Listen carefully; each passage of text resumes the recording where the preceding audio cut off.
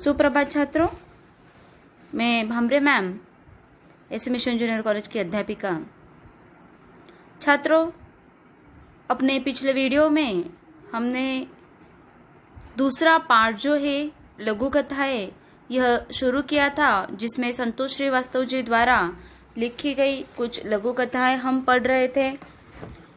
मैंने आपको पिछले वीडियो में एक लघु कथा पढ़ाई जिसका नाम था उषा की दीपावली। उसमें हमने सीख ली कि जिस तरह के जो त्योहार है हम मनाते हैं उसमें अन्न की बर्बादी हमें नहीं करनी चाहिए। और मैंने आपको ये भी समझाया कि अन्न बैंक की आवश्यकता क्यों है, ऐसे बैंक जो है किस तरह से चलाए जाते हैं, गरीबों तक खाना किस तरह से पहुंचाया जाता है। एक तरफ ऐसे लोग हैं जो थाली भर भर के झूठा अन्न फेंक देते हैं, तो दूसरी तरफ ऐसे लोग हैं कि सड़क पर भूखे भूखे सोते हैं। तो ऐसे लोगों की मदद हमें करनी चाहिए। इस अन्न बैंक के माध्यम से ऐसे लोगों की मदद हम कर सकते हैं। यह सीख हमने इस कथा के माध्यम से ली। अगली जो लघु कथा हम सीखने जा रहे हैं वह है मुस्कुराती चोट। बहुत ही अजब नाम है इस लघु कथा का, मुस्कुराती चोट। अब चोट भी लगी है और मुस्कुराना भी है, चेहरे पर हंसी भी है। ऐसा क्या है, यह तो आपको कहानी पढ़ने से, कहानी जब आप पढ़ेंगे सुनेंगे तो पता चलेगा कि ये मुस्कुराती चोट आखिर है क्या। छात्रों, आप एक चित्र स्क्रीन पर देख रहे हैं। अगर आपके पास किताब हो तो आप अपनी किताब खोलिए। पन्ना क्रमांक 6 जो है वह खोलिए। वहाँ पर आप एक चित्र देख रहे हैं। वैसे किताब क्या जो पन्ना क्रमांक 6 का चित्र है वह स्क्रीन पर भी आपको दिखाई दे रहा है। इसमें एक चित्र देख रहे हैं कि एक छोटा बच्चा है जो कि रद्दी खरीद रहा है। यहाँ पर आप तराजू देख रहे हैं, वह रद्दी तोल रहा है। अब इस छोटे बच्चे से संबंधित, रद्दी से, किताबों से संबंधित ही यह कथा है। तो आइए छात्रों शुरू करते हैं कथा। पहला गद्यांश में पढ़ने जा रही हूँ। घर में बाबा बीमार थे। उनकी दवाई, राशन के लिए पैसे चाहिए थे। माँ 4 घर में चौका बर्तन करके जितना लाती वह सब बाबा की दवाई और घर में ही लग जाता। बबलू की पढ़ाई बीच में ही छूट गई। माँ को सहारा देने के लिए बबलू ने घर घर जाकर रद्दी इकट्ठा करना शुरू कर दिया, पर पढ़ाई के प्रति लालसा बनी हुई थी। उस दिन भी तराजू पर रद्दी तोलते हुए बबलू की नज़र लगातार स्कूल की उन किताबों पर थी जिसे रद्दी में बेचा जा रहा था। वह चाह रहा था कि वे किताबें उसे मिल जाए। देखिए कहानी कहाँ से शुरू होती है। बबलू नाम के इस लड़के से।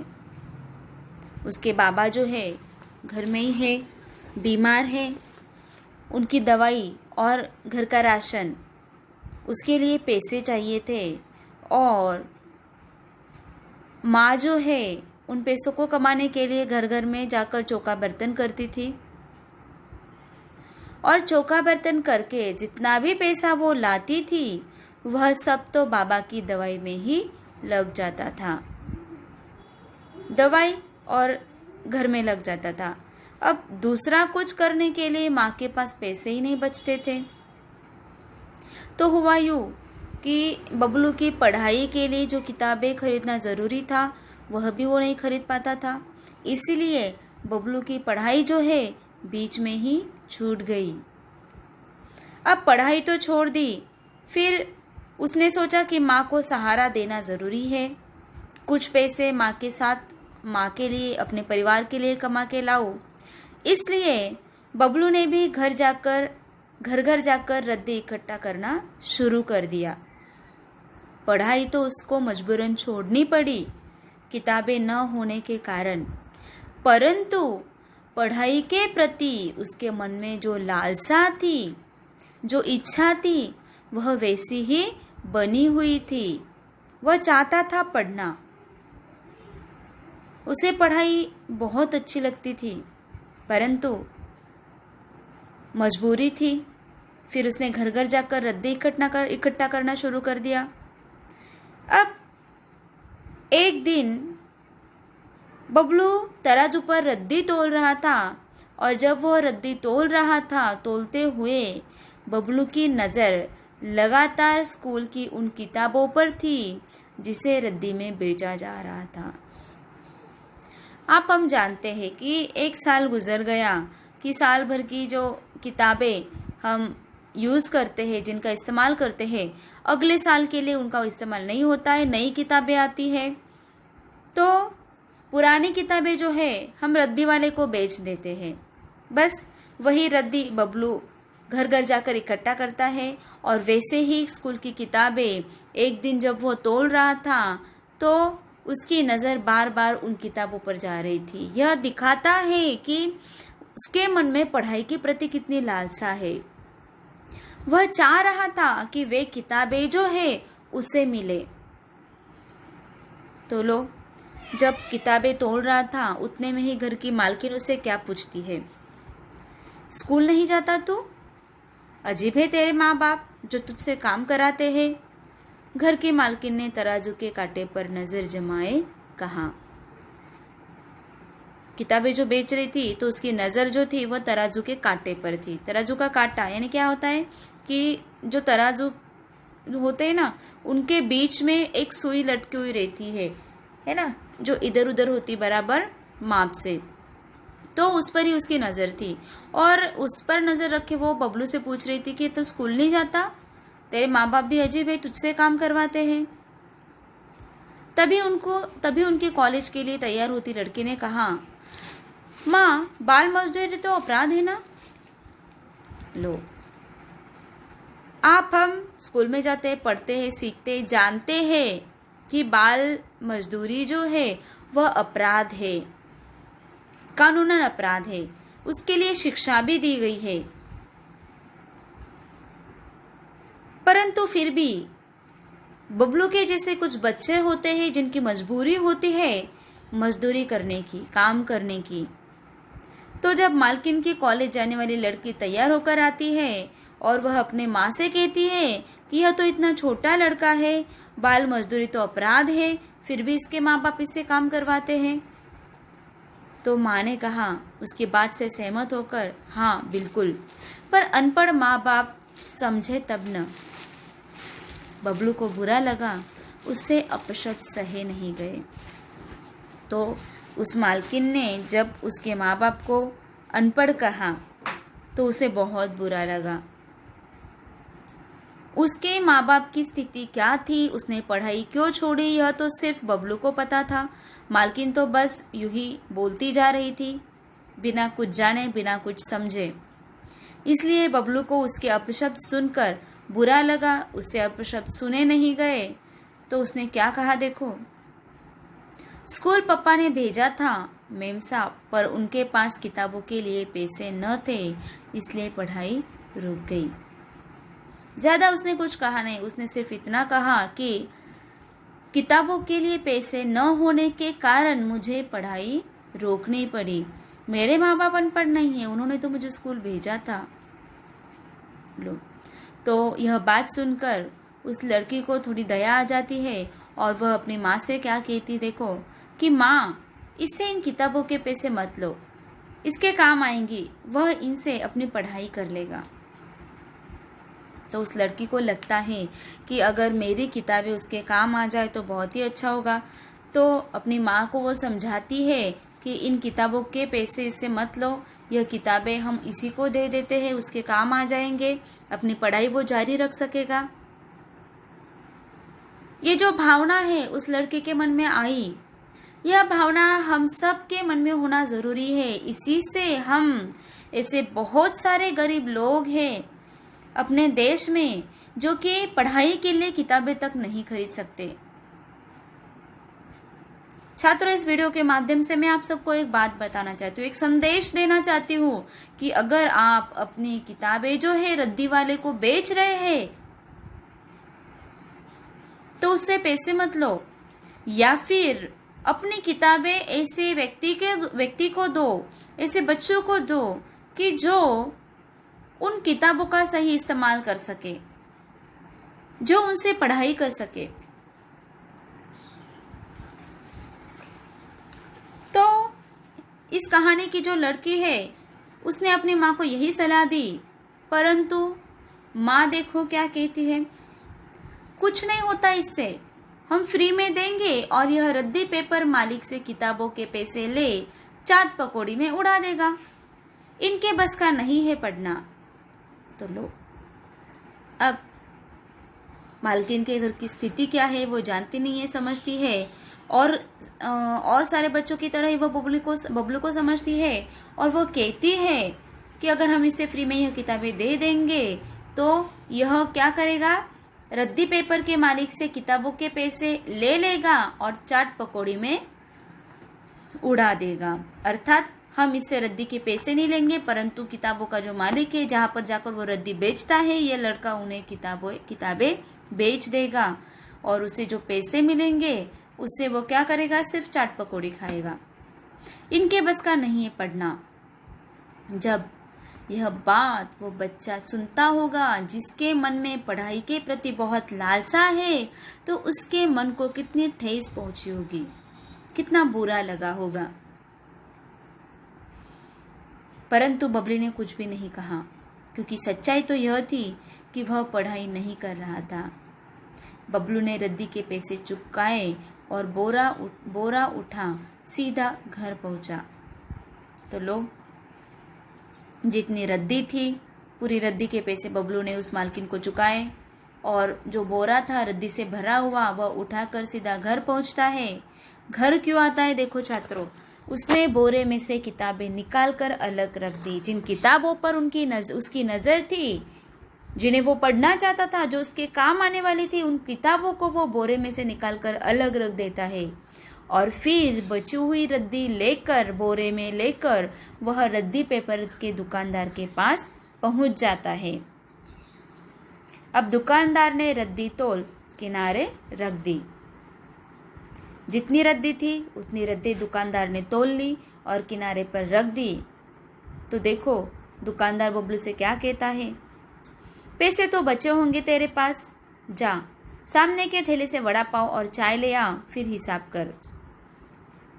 तो लो, जब रद्दी पेपर के दुकानदार ने रद्दी ले ली तो वह बबलू से कहता है कि तेरे पास पैसे तो बचे होंगे, जा सामने के ठेले से वड़ा पाव और चाय ले आ, फिर हिसाब कर।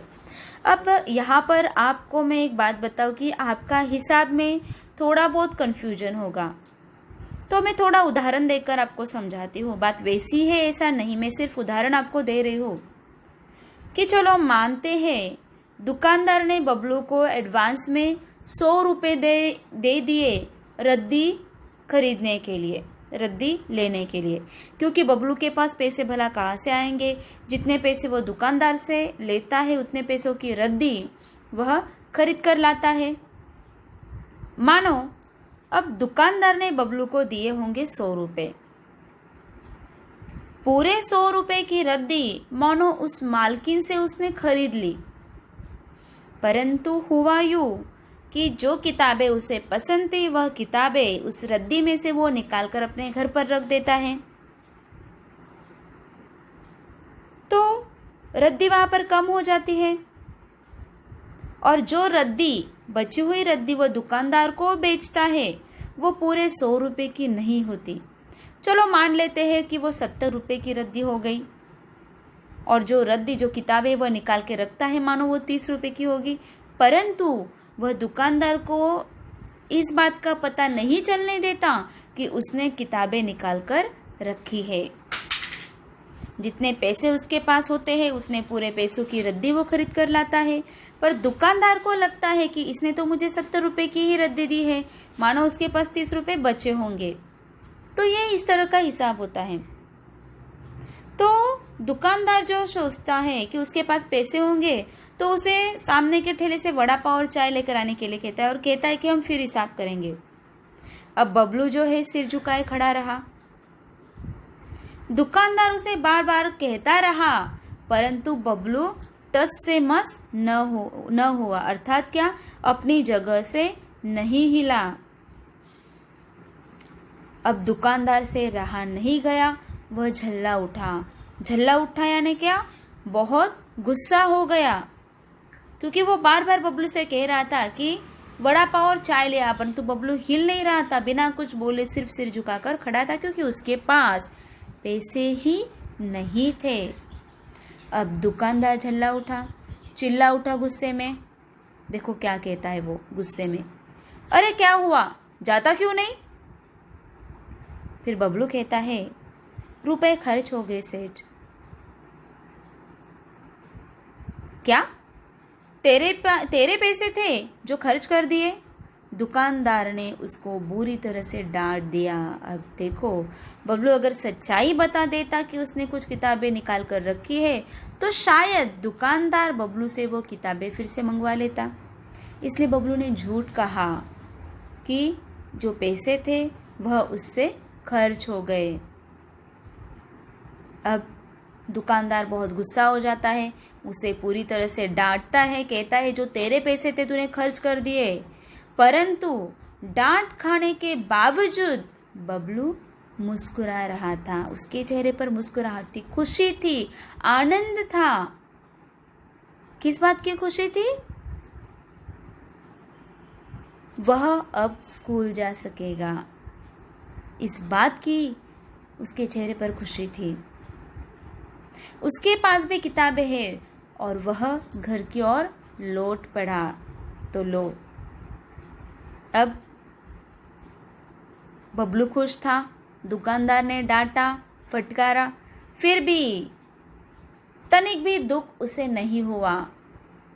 उसके मन में आनंद था, खुश था वो। खुशी इस बात की थी कि अब उसे किताबें मिल गई थी, वह पढ़ाई जारी कर सकता था। उसके मन में जो पढ़ाई के प्रति लालसा थी,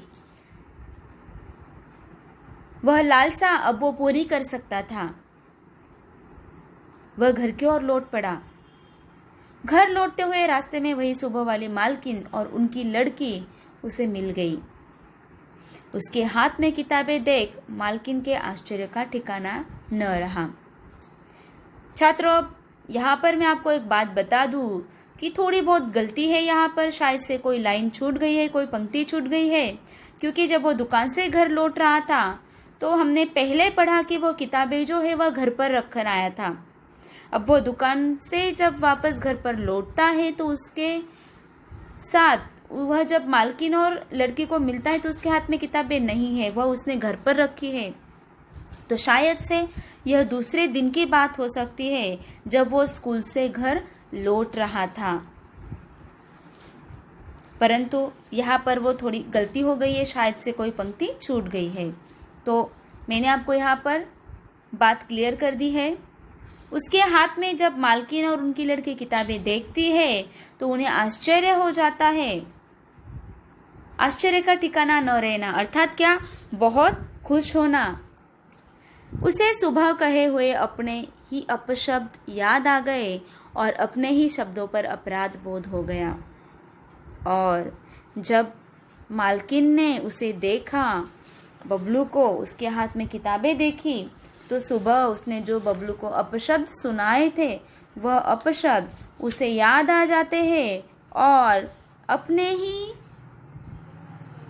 शब्दों पर उसे अपराध बोध होता है। अपराध बोध होना यानी क्या, किसी अनुचित काम को करने का ज्ञान होना, अर्थात जो बात उसने सुबह कही थी वह अनुचित थी, इसका ज्ञान उसे हुआ।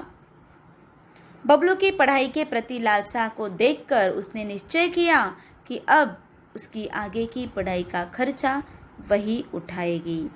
तो जब माँ ने देखा, मालकिन ने देखा कि बबलू सच में उसकी पढ़ाई के प्रति कितनी लालसा है, पढ़ाई में कितनी दिलचस्पी है उसे, उस दिलचस्पी को देखकर उस मालकिन ने निश्चय किया कि उसके आगे की जो पढ़ाई का खर्चा है जितना होगा वह खुद उठाएगी।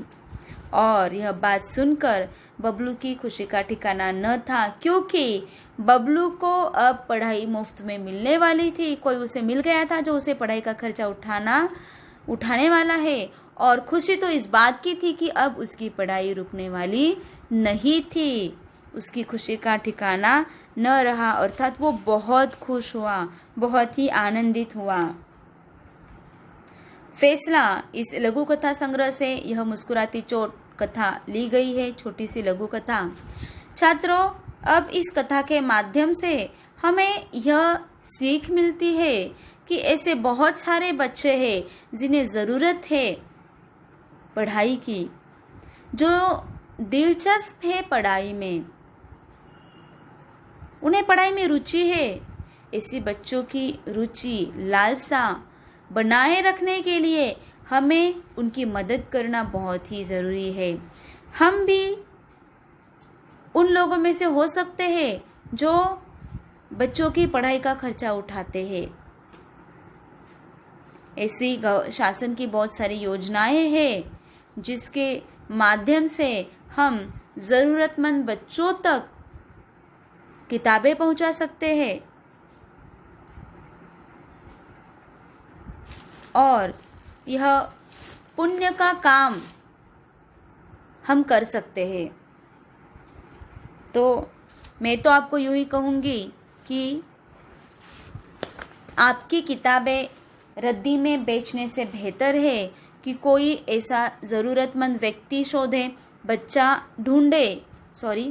कोई ज़रूरतमंद बच्चा ढूंढे जिसे इन किताबों की ज़रूरत हो, ताकि वह भी आपकी तरह पढ़ लिख कर बड़ा हो सके।